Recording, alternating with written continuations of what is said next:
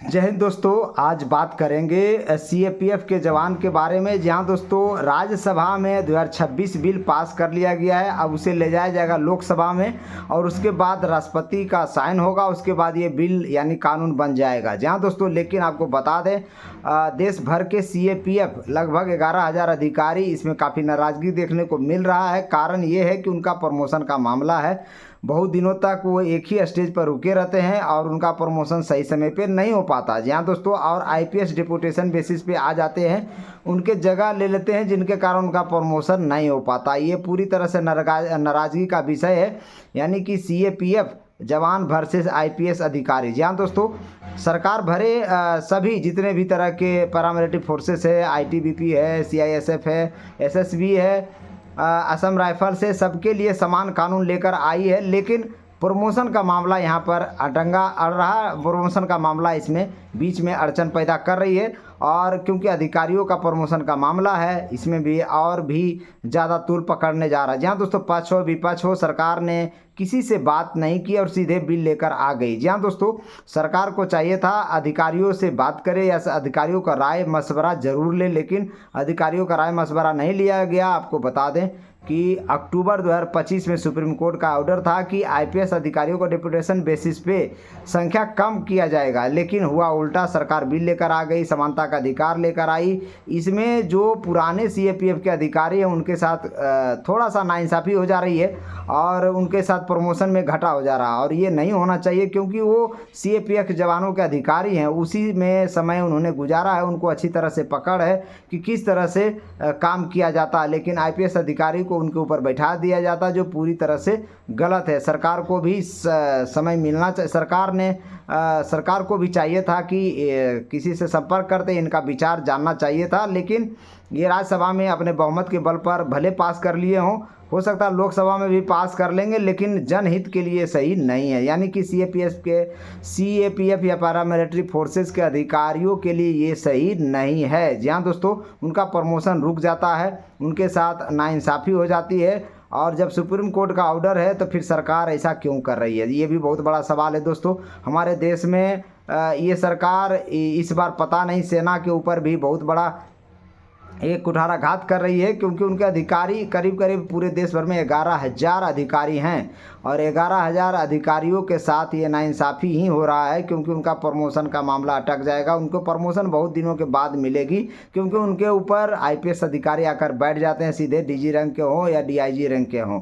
तो ये बहुत बड़ा विडंबना है दोस्तों, इसे सरकार को देखना चाहिए था। सरकार ने किसी के साथ कंसल्ट करती है, सीधे अपने बहुमत का दम दिखाकर राज्यसभा में बिल पारित कर देती है। उसके बाद सीधे अब लोकसभा में बिल जाएगा। उम्मीद है कि लोकसभा में भी यह बिल पास हो जाएगा। देखिए सरकार ने जो किया है, समानता का अधिकार लेकर आई है, यानी कि आईटीबीपी का अधिकारी हो, सीआईएसएफ का अधिकारी हो, एसएसबी का हो, असम राइफल हो, सबके लिए समान कानून हो। क्योंकि ऐसा हो रहा था कि सब अलग अलग तरीके से लगातार केस बढ़ रहे थे। जहाँ दोस्तों और इसी कारण सरकार देखते हुए सबको एक साथ मर्ज करने की बात कही है, समानता का अधिकार लाने की बात कही है। लेकिन समानता का अधिकार में उनके जो मुख्य अधिकार हैं प्रमोशन का, वो कहीं ना कहीं दबता नज़र आ रहा है और यही कारण है कि राज्यसभा में तो पास हो गया, लेकिन संसद में लगातार इस पर लगातार हल्ला बोल हो रहा है। कांग्रेस ने वॉकआउट भी किया, विपक्ष ने वॉकआउट भी किया इसको लेकर, लेकिन सरकार सुनने को तैयार नहीं है। लेकिन आपको बता दें, सरकार पक्ष हो या विपक्ष हो, सबका सरकार वही सेम है,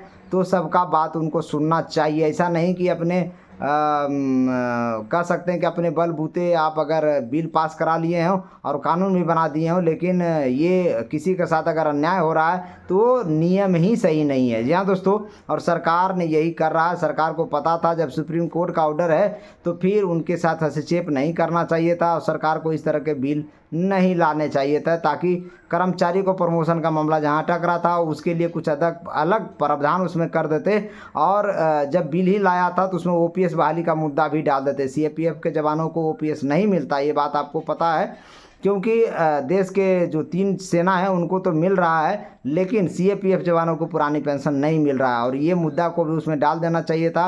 ओजीएएस उसको बोलते हैं, अधिकारियों का अधिकार मिलना चाहिए, वो भी नहीं मिल रहा है। जहाँ दोस्तों इस तरह से पूरे देश भर में सीएपीएफ पैरामिलिट्री के जवान और उनके अधिकारी कर्मचारी सब आपस में उलझे हुए हैं। इससे देश का मनोबल टूटता है। जहाँ दोस्तों जहाँ उनको अपने देश के प्रति कर्तव्य निभाना होता है, वो अपने देश के प्रति कर्तव्य सही तरीके से नहीं निभा पाते हैं और इस तरह से देश के अंदर आंतरिक छुटपुट घटनाएं घट जाया करती है। इसीलिए सरकार का ये नैतिक कर्तव्य बनता है कि उनके प्रमोशन के मामले में वो अटंगा ना डाले, लेकिन वो बिल जब आ जाएगा, उसे कानून जब पारित हो जाएगा तो फिर आईपीएस अधिकारी डायरेक्ट डीजी, डायरेक्ट डीआईजी बना करेंगे, जिससे आपको बता दें सेना का मनोबल भी टूटेगा, क्योंकि उस कैडर के लोग को प्रमोशन नहीं हो रहा। सोचिए, जिस कैडर के लोग ज़िंदगी भर अपनी सेवा करते हैं, उस कैडर के अधिकारी का प्रमोशन का मामला है और उनको अगर प्रमोशन नहीं मिलता है और सीधे अधिकारी डिप्यूटेशन बेसिस पे आ जाते हैं और उनको उनका जगह खा जाते हैं, तो सोचिए कितनी बुरी बात है कि एक अधिकारी लगातार अपनी देश की सेवा एक ही कैडर में कर रहा हो और उनका प्रमोशन नहीं दिया जाए, उनके जगह पर दूसरे का प्रमोशन दे दिया जाए, तो कैसा लगेगा दोस्तों। ये मनोबल तोड़ने वाली बात है। देश के अंदर ऐसे ही हालत ख़राब है और भी हालत ख़राब होगा अगर इस तरह से कदम सरकार उठाएगी तो।